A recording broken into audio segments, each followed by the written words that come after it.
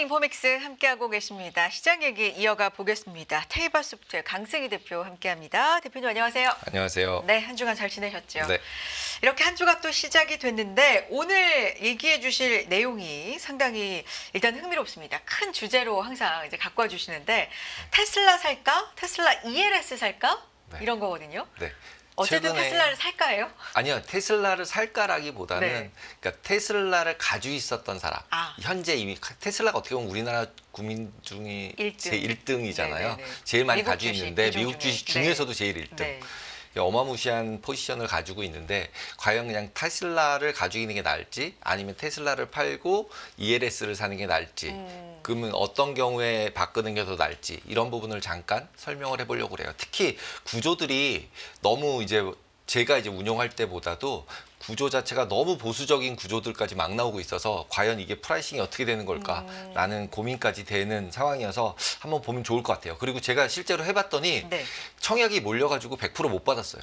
아, 그래요? 네, 50%밖에 못 받았어요. 오. 그래서 물론 이제 물량을 뭐 50억, 30억 이렇게 조금밖에 안 해요. 안 하긴 안 하는데 청약했는데 못 받은 게 있으니까 기분이 나쁘잖아요.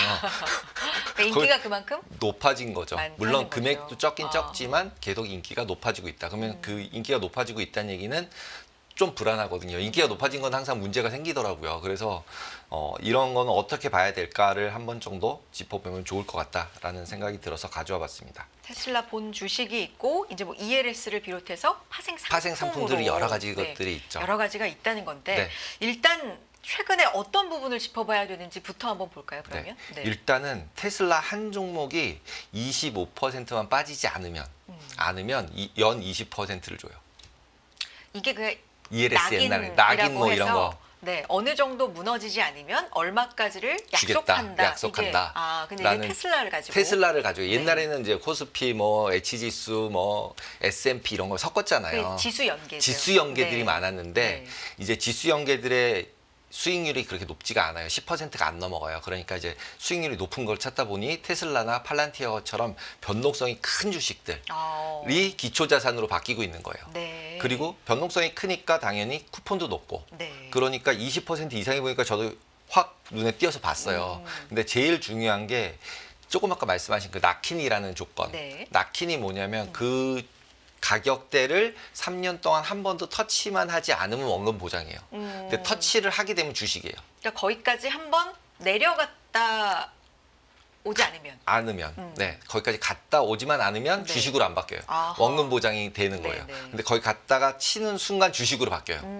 네, 주식으로 바뀐다고 보시면 돼요. 이게 뭐 굉장히 막 복잡한 상품이기도 하지만 결론적으로 거기 딱 찍고 나면 그냥 주식이다. 테슬라를 가지고 있다. 이렇게 그러니까 생각하면 되는 그 문제죠. 주식이 빠진 만큼 빠진 거죠. 빠진다. 그냥 빠진 간단하게 거죠. 좀 그렇게 네, 간단하게 생각해보면. 그렇게 생각할 수 있어요. 근데 그 레벨이 원래는 지수형들로 할 때는 뭐 50% 빠지면도 되게 보수적이라고 생각했었어요. 보통은 그러니까 40% 빠지면이었거든요. 그래서 60이 낙힌이었어요. 근데 테슬라는 변동성이 크잖아요. 요즘 뭐 테슬라는 30% 금방 빠지잖아요. 올해만 단 40% 넘게 빠졌으니까. 그런 상황인데 이미 40%가 빠진 상황인데 지금 현재에서 낙힌이라는 조건이 얼마가 나오고 있냐면 25%. 그럼 현재 가격에서 75%가 빠져야지 돼요.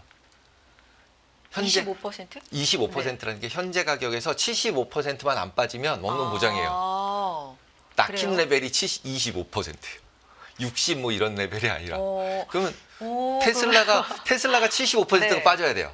그러니까요. 원금 보장이 안 되려면 네. 자기가 들어가는 기준일이라고 이제 정해진 발행일이 있는데 그 기준, 그러니까 가격 결정일, 그 가격 결정일에 설정된 가격보다 75%만 안 빠지면 원금 보장이에요. 그러니까 요 상품에 한해서. 한해서. 네네네. 근데 이런 구조들이 지금 네. 여러 증권사에 나오고 있어요. 네. 그래서 보통 낙킨이 30이 있고 낙킨이라는 게 25가 있어요. 그 낙킨이 뭐냐면 지금 설명드리는 것처럼 100에서 25%까지 가격이 안 빠지면 가격이 25% 빠진다는 게 아니라 그 가격 곱하기 25% 있는 데까지 가지 않으면 네. 그러니까 30이면은 70%만 빠지지 않으면 네, 않으면. 근데 30짜리는 꽤 많아요. 근데 25짜리는 생각보다 많이는 없어요. 잘 찾아보셔야 돼요. 낙킨 25는.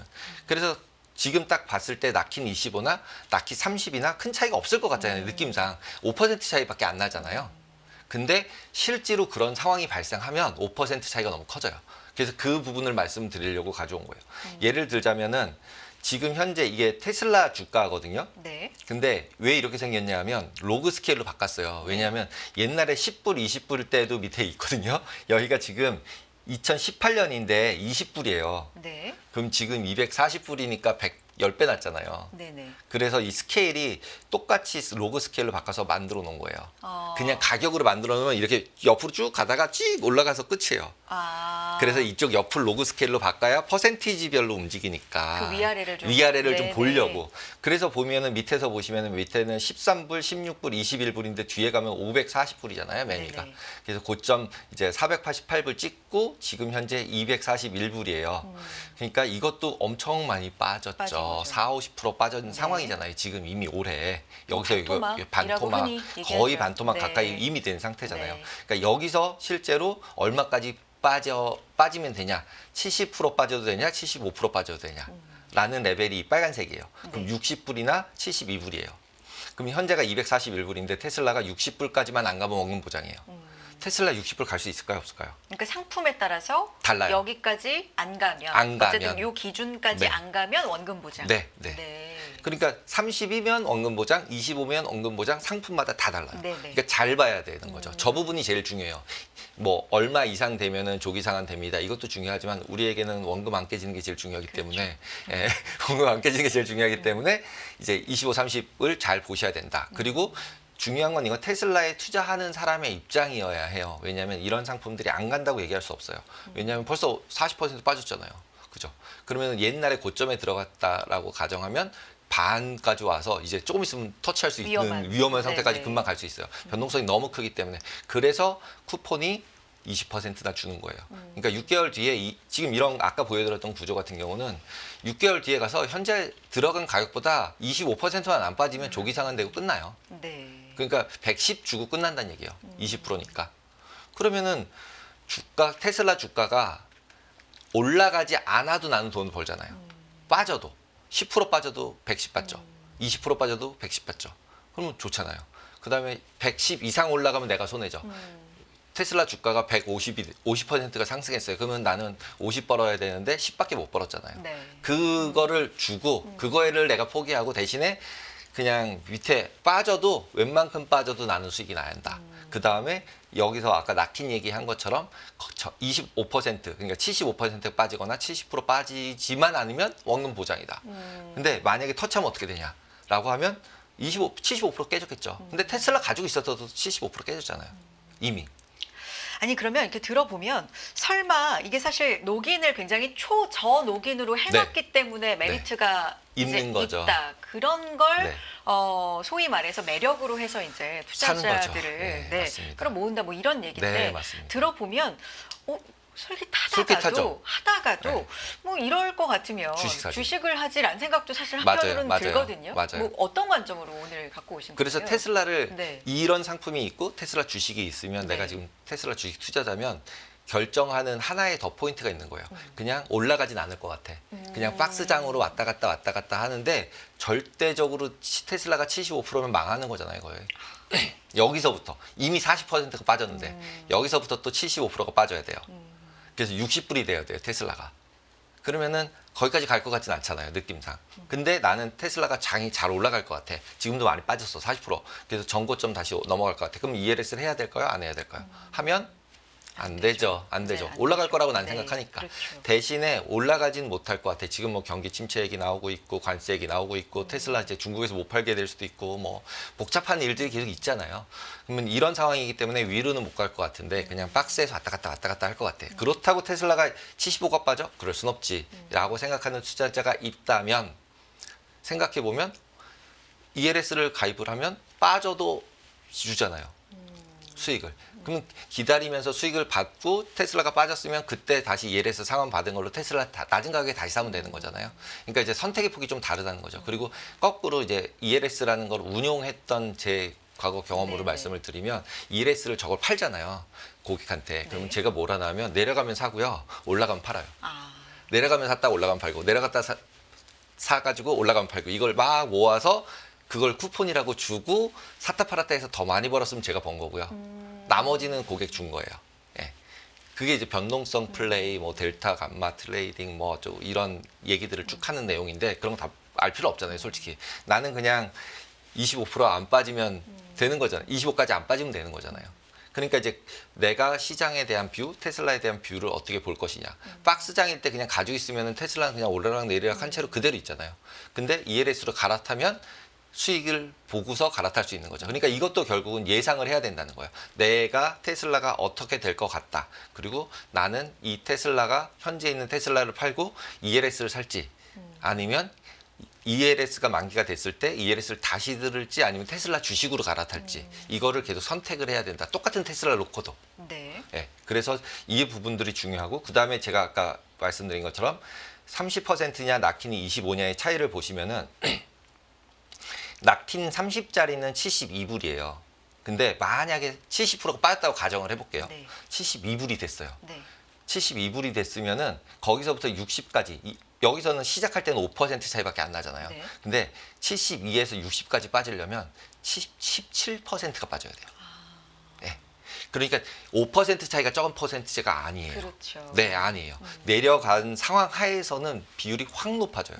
그렇기 때문에 낙킨 2호와 낙킨 30은 지금 들을 때는 굉장히 비슷해 보이고 5%밖에 차이가 안 난다고 느끼지만 만약에 70% 빠졌을 때는 낙킨 30짜리는 행사돼서 내가 손해볼 수도 있지만 낙킨 2호는 행사 안 나갈 수도 있어요. 네, 네. 예, 그 밑에 내려갔을 때는 확실하게 더 많이 빠져야 되니까.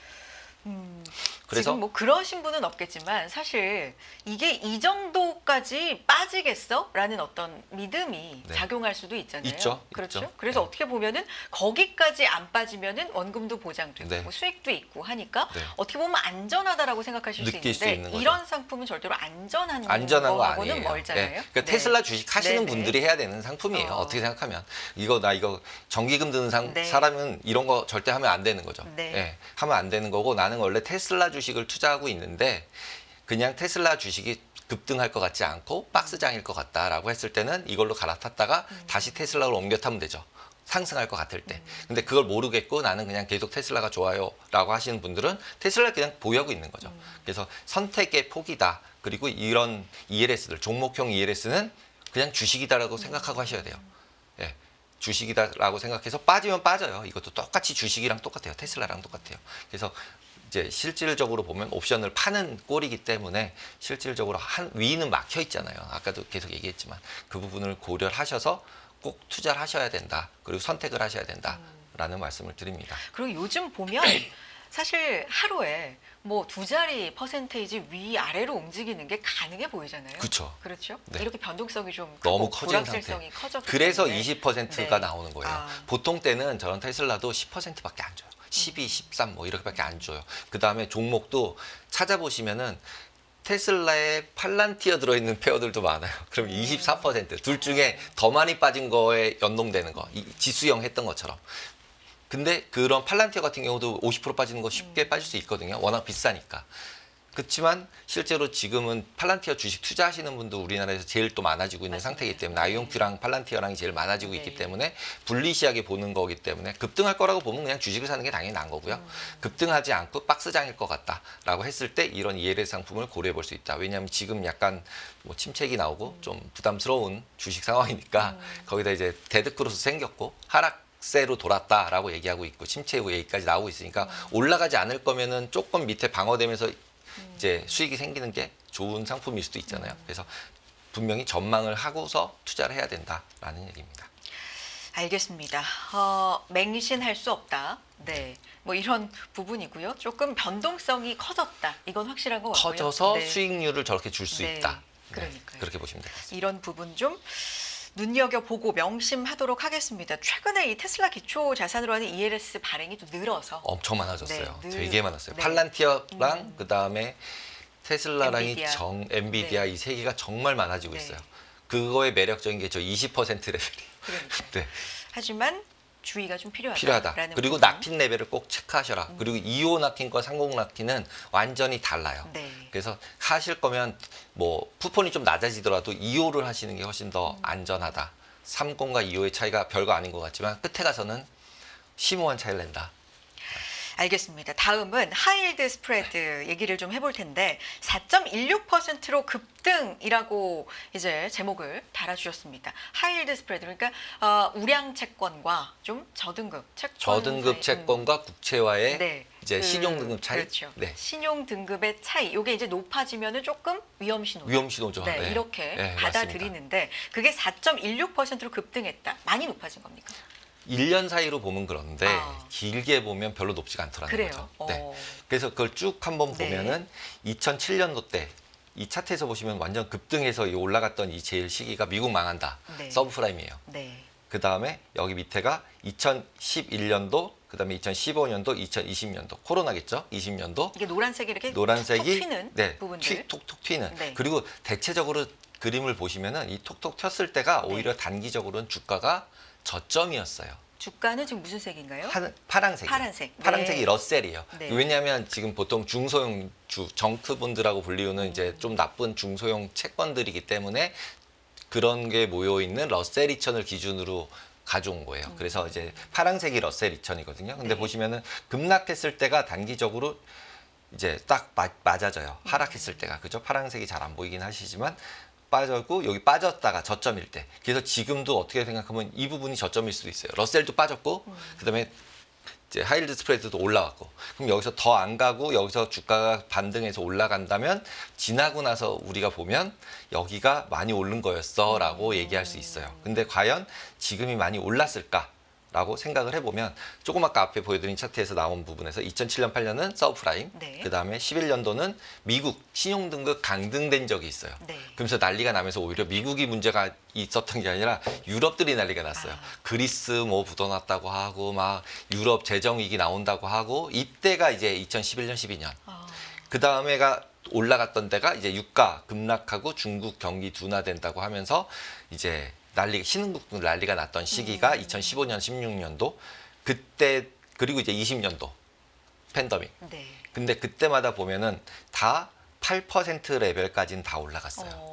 그러면 지금 길게 봤더니 지금 4%라고 높아졌다 그랬는데 이게 원래 3 이하였거든요. 네. 그래서 3 넘어가면 조심해야 된다 이랬었는데 3이 아니라 4까지 올라갔음에도 불구하고 길게 보면 한 8 정도까지는 올라간 경우들이 너무 많더라. 그리고 근데 저게 가파를 나서 지금 문제 아니에요? 확 튀고 있긴 그쵸. 한데요. 예, 네. 확 튀고 있고 얘가 더 갈 수 있다는 거죠. 그러니까. 한 번 더. 그러면은 딱 여기서 드는 직관은 뭐냐면 한 번만 더 올라가서 8% 갔을 때 사면 주식이 됐던 뭐가 됐던 채권이 됐던 사면은 저점이었겠는데 과거로 보니까 항상 우리는 뒤에 걸 보고서 미래를 예측하고 싶잖아요. 지금 저희가 과거를 돌이켜보는 이유는 이제 지금 내가 사야 돼 말아야 돼 이거를 알고 싶은 거잖아요. 그래서 뒤에 올라갈 거야 안 올라갈 거야 이건데 지금 레벨을 무조건 많이 최근 1년간 올랐다 그래서 그냥 사야 될 레벨이냐를 체크하기는 물음표가 좀 던져진다. 왜냐하면 과거를 봤더니 8%까지 올라간 적이 있고 그럴 때가 대체적으로는 주식이 저점이었고 한 번 정도 주가가 더 빠지더라.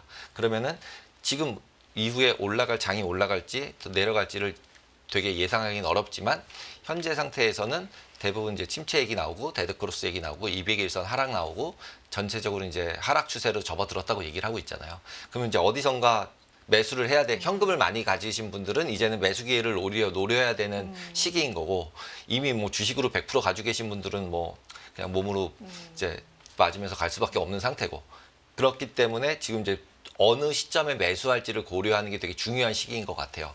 깨지신 분들이라도 현금 비중이 있으면 현금을 다시 샀을 때 로스 난 걸 다시 채울 수 있으니까.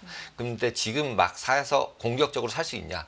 라고 생각을 해보면 아닌 것 같다라는 게 이 그림상에서 얘기하고 있는 거죠. 4가 높지만 과거를 더 봤더니 더 올라갈 수 있다. 그리고 지금 현재의 상황이 이 4가지 크라이시스 이벤트들과 비교했을 때 유사한 정도로 위험한 이벤트냐. 현재의 관세 이벤트가. 라고 생각을 해서 쭉 보면 얘네들보다 안 위험해 보여요. 예.